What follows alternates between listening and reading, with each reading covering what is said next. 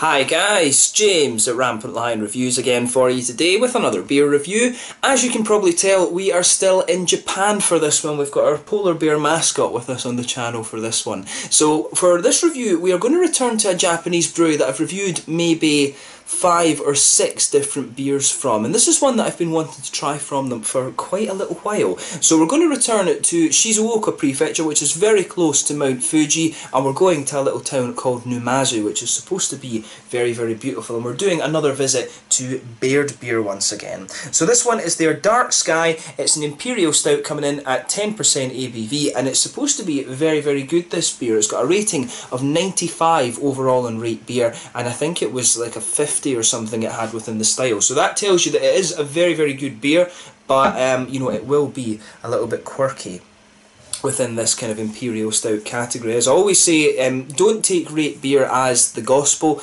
take it with a little bit of a pinch of salt. It is a very American dominated site, and Americans do know their beer, but at the same time, you know, I think there's one of the big companies owns shares in it and stuff now as well, so you know, it can be a good barometer, but as I say, go into beers with an open mind. But yeah, really looking forward to this one, and as I said, I've always enjoyed reviewing the Baird beers. They always put out some really interesting stuff, so this one I think will be no exception to that rule. So anyway, as is usual with my reviews, then I'll tell you a little bit about the brewery. If you want to get straight to the tasting, just fast forward. All the usual links are in the description below. That's the brewery website, the link to my other reviews that I've done from Baird Beer before. Hopefully I can add some more in the near future. I do have one more bottle that I'll review here while I'm in Japan, and I don't know when beyond that I'll be able to get some of these again. They've appeared oddly at odd random times in Systembolaget in Sweden. I do hope that continues. There's all the usual social media. If you want to see more beer reviews, do please consider subscribing to the channel. The whole channel, of course, has a geography-based tagging system, so you can go into the homepage and search for beer based on country, city, state, county, prefecture, whatever it is you're interested in.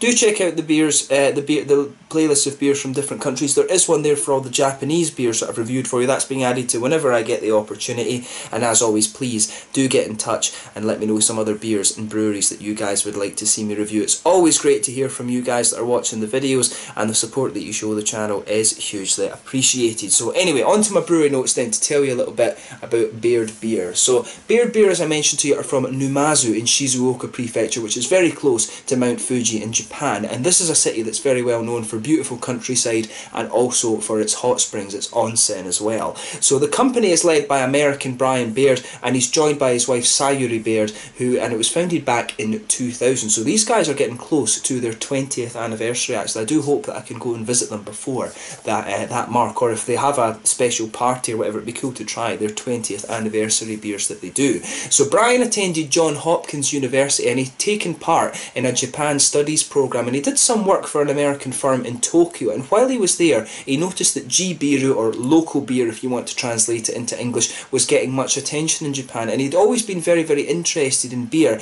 and he later attended a brewing school in California and then completed an apprenticeship at the Red Hood Brewery in Seattle in Washington State in America. But they chose Numazu for the brewery because Brian's job with brewing equipment took him there, and he says that now they really enjoy the soft waters in the area, which of course are very, very good for brewing. But apparently much of the beer in Japan wasn't great, and you know, I've always found with the G-Beer breweries, they'll either be very, very good or they'll be just not great at all. But this was despite the fact that it was booming in the late 1990s, and many of these little G-Beer breweries actually went out of business. But Baird really wanted to introduce himself to beers that were different, and after their beers proved very, very popular in Numazu, they expanded the brewery and they started selling their beers in Tokyo as well. So they now have several tap rooms. This is including the one in the Numazu Fish Market, which is the original one, and they've also got one at the new brewery in Izu as well. But they've got pubs in the Shibuya area, one that's in Harajuku, which is Japanese food, and they've also got one in Meguro, which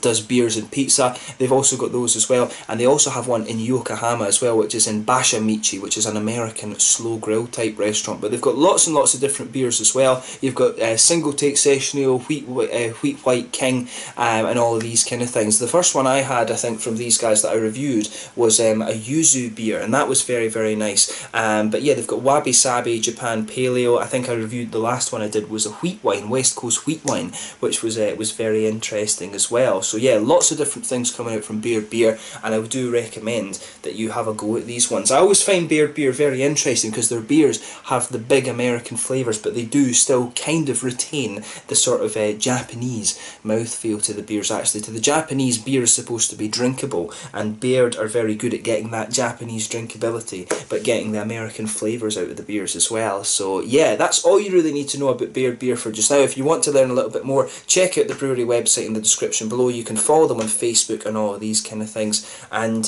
yeah, let's get on to the tasting section of this beer. So this one, as I mentioned to you, is an Imperial Stout coming in at 10% ABV, and it's hopped with Amarillo and Centennial, so it should be very, very interesting. It didn't say on the website what malts were in it the last time I checked, but yeah, I'll just let you have a little look at the artwork again before we open this beer up. As you can see, it's the typical Baird Beer artwork. I really like this. It reminds me a lot of the kind of wartime paintings and things that you used to see, the Japanese kind of traditional artwork. I think this is, you know, the artwork on these beers is absolutely lovely. I'm sure Peter over at the Clueless Drinker would be another one who would back up these, you know, back up the quality of the artwork here. But there you can see, there is the Baird Beer bottle cap on this one. But yeah, lovely looking beer. It says Dark Sky Imperial Stout is a veritable tempest of roasted malt and pungent hop flavour. It just tells you on the side, Baird Beer is unfiltered and re-fermented in the bottle, and naturally carbonating it is alive and evolving. It says the best buy date is December of 2023. It doesn't say when it was bottled, but yeah, that gives it an aging period, I guess, of around 5 years for this one. But yeah, let's get it out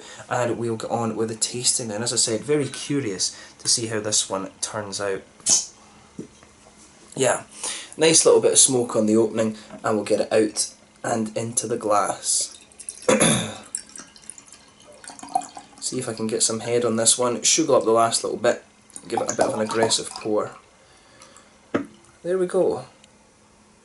Yeah, I think I might have just chilled this a little bit too much for the head to come out. I think Michiko's fridge is a little bit cold, so maybe I'll need to adjust the temperature for these for the beers or something like that. But yeah, as you can see with this one then, it's poured a nice dark ebony rosewood colour, which is pretty much what you would expect from an Imperial Stout, right enough. It's got the colour that you would expect. You can see there's a little quarter finger of a frothy, I would say, kind of medium tan head on this one. It's got a little bit of that kind of beige quality to it, which is what you'd expect. One or two big bubbles sticking towards the side of the glass, and a few little ones just heading up towards the bottom of that head there. But overall, it looks very, very nice, and pretty much as you would expect from an Imperial Stout. You know, there's nothing surprising about the appearance with this one. It looks pretty much as you would expect. Yeah, I think this beer is just a little bit on the cold side. You can see the kind of condensation on the side of the glass there. So yeah, I'll need to watch that with these reviews going forward. But yeah, it shouldn't affect the flavour all that much. We'll just kind of let it warm up a little bit. But yeah, let's have a look at the aroma and see how we get on with this one then. Ooh, that smells very, very nice. So yeah, straight away, you're going to notice this one, in terms of the aroma, it's got a really nice big blend of, you can smell a bit of that roasty black malt backbone in there straight away, but it's got this very nice kind of almost roasty, kind of well-fired chocolate. The chocolatey notes that are coming out of this one, it's a sort of high cocoa chocolate, you know, 80-90% kind of thing. It's a very high cocoa chocolate that's in this one, and at the same time it has a little bit of that roasted quality. I think there's a little bit of brown sugar in there as well, you know, sort of treacle, molasses sort of things, as the Americans would call it. That very dark brown sugar, I think there's a little bit of that in here.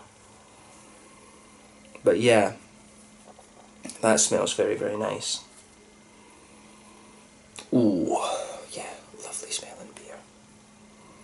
Yeah, definitely some brown sugars in there. It's a bit of a toasty brown sugar, but at the same time, it's got a little bit of a sweet caramel note as well. This aroma in this one is really complex actually, so you'll need a little bit of time to kind of take everything in that this beer is going to offer you. There's a little bit of an almost brown bready quality just kind of underlying, kind of underpinning this one, I guess I should say as well. It has a little bit of a brown bread sort of aroma. But yeah, nice. There's a little touch of a kind of woody, nutty quality in this beer as well, which is interesting, but that's very, very subtle, I think.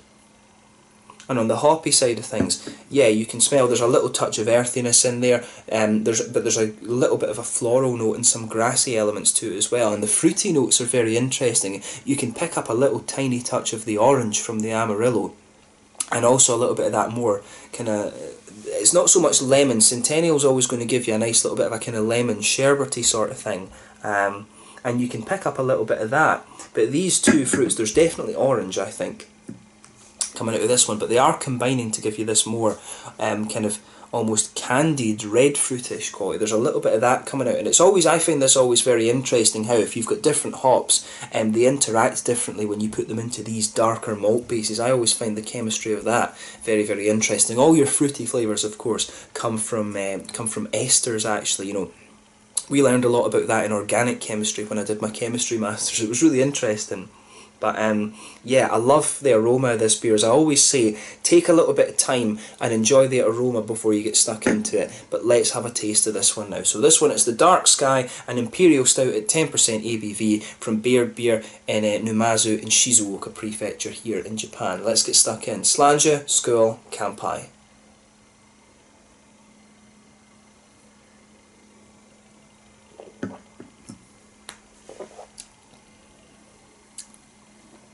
Oh yeah, that's a really, really nice beer. I'll say straight away, thumbs up to Baird Beer for this one. I was expecting this to be good, and it certainly it certainly hasn't let me down by any stretch of the imagination. You know, this is a solid beer.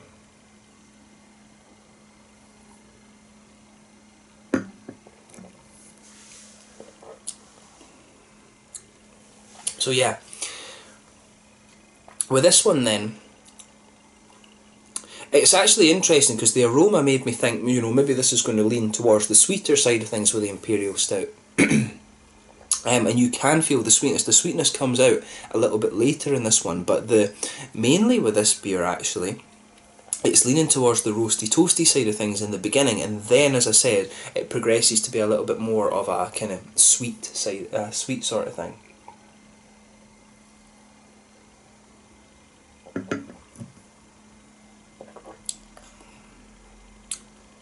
But yeah, I like how everything's going together in this, but let's try and break it down a little bit.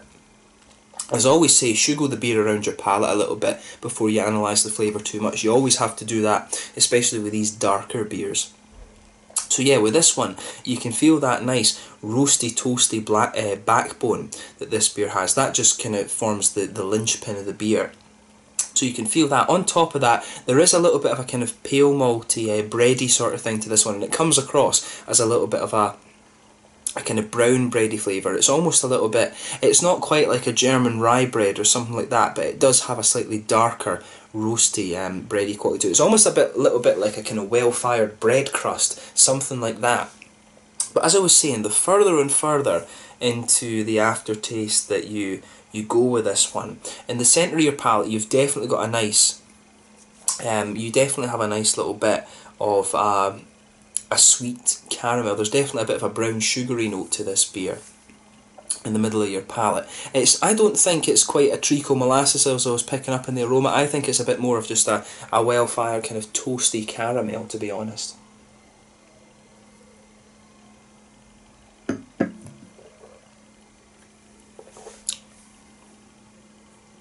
Yeah, I think it's a nice sort of toasty caramel, this one, in the middle of your palate. The chocolatey flavours are starting to come out a little bit later as well. There's almost a little tiny bit of it's a very, very slight licoricey one. It's nowhere near as licoricey as you're going to get from some of the big Swedish and Danish and Norwegian Imperial Stouts, because the Scandinavians, as I've told you, absolutely love their licorice, and it's almost a bit like a kind of must-do if you're brewing an Imperial Stout or whatever in any of those countries. But this one for me just has a little tiny touch of licorice there. It's kind of towards the front of the palate.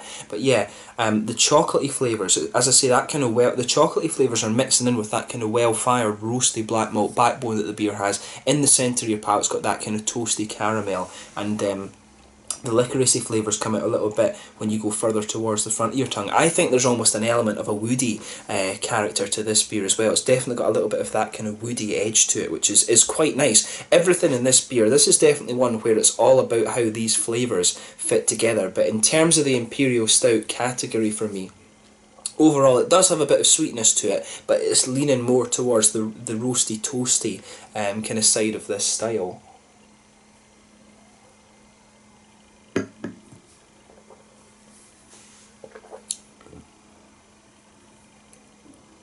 Yeah. Yeah, this is just really nice. I like how everything's going together in this one. In the back corners of the palate, you've got a little bit of earthiness in there. You've definitely got a little bit of that nice kind of how do you say it? You've definitely got a little bit of a kind of floral aromaticity to this one, and everything, as I mentioned to you, it all blends together really quite nicely. So the back corners of the palate, you've got an earthiness in it. There's a good bit of IBU coming from that earthiness as well, which is nice. When you move further forward, it just smooths out a little bit. There is a little touch of a very slight floral quality in the middle of the palate, but mainly it's that earthiness that's just kind of moving forward and spreading out. Round the very front curve of the tongue, it's a little bit of a lighter, slightly more grassy sort of thing. Then behind the front curve of the palate, you've got that little oily bubble where those juicy, fruity esters start to come out of the beer. And for me, the fruity notes in this one are very interesting.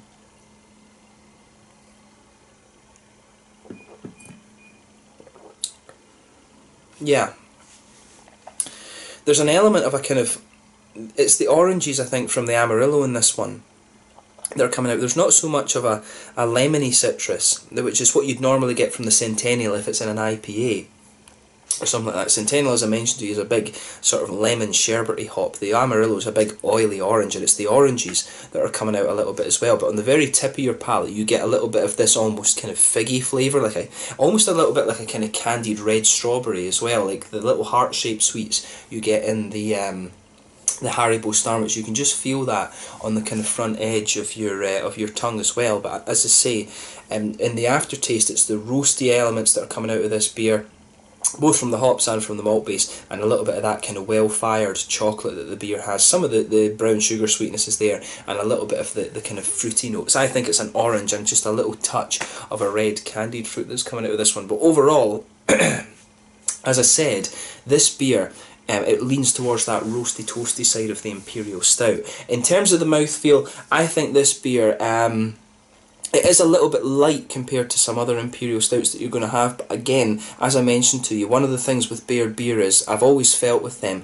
they get the big American flavours out of the beer, but they do have that, the Japanese craft beers are always a little bit lighter in mouthfeel, and it's just because the Japanese see beer as something that should be very drinkable, and again, this beer is like that. So maybe this beer, I should say it's mid-bodied, but it would be at the, I think it probably is fair to say actually that this beer is mid-bodied, or at the very bottom end of the full-bodied category. It's got a nice little bit of carbonation. It does have a little bit of crispness in there, and that will come from the bottle conditioning, of course. The mouthfeel overall, I think, is quite, it's quite a smooth mouthfeel, this one. It does have a little bit of bitterness to the beer, both from the hops and a little bit from the malt base as well. Nice little bit of juicy, fruity quality, as I was mentioning. The malt base is well balanced. It has a little bit of sweetness and a little bit of roastiness in there as well. It's got pretty much everything you would want from an Imperial Stout, and overall, I would say it leans more towards the roasty, toasty kind of side of things in terms of this particular style. But yeah, lovely, lovely beer, this one, and I'm glad that I was able to review this for you. So I really hope you've enjoyed my take on this one. Let's leave it at that. So yeah, this was the Dark Sky Imperial Stout at 10% ABV from Baird Beer in Numazu in Shizuoka Prefecture here in Japan. A really, really good brewery, and one that I definitely recommend that you check out if you get the chance. They are starting to export a little bit. As I said, I found one of their beers in Sweden. The first one I reviewed from them actually was in Sweden, and I think they are starting to send them a little bit further afield than that. But yeah, very good brewery, and one that I do recommend that you check out. So yeah, once again, thank you for watching my beer reviews. Until the next time, please like, subscribe, share, all the usual YouTube stuff. Let me know your own thoughts on this beer in the comment section below. Let me know what your favourite beers are from Baird Beer as well, if you've tried them. And once again, thank you for watching. I do have one more beer to review from these guys, and you will see that in the next kind of couple of videos or so. So yeah, until the next time, slàinte just now, and I will catch you guys soon. Check out my social media and make sure you try some of these Baird beers. Until the next time, slàinte just now, school and campai.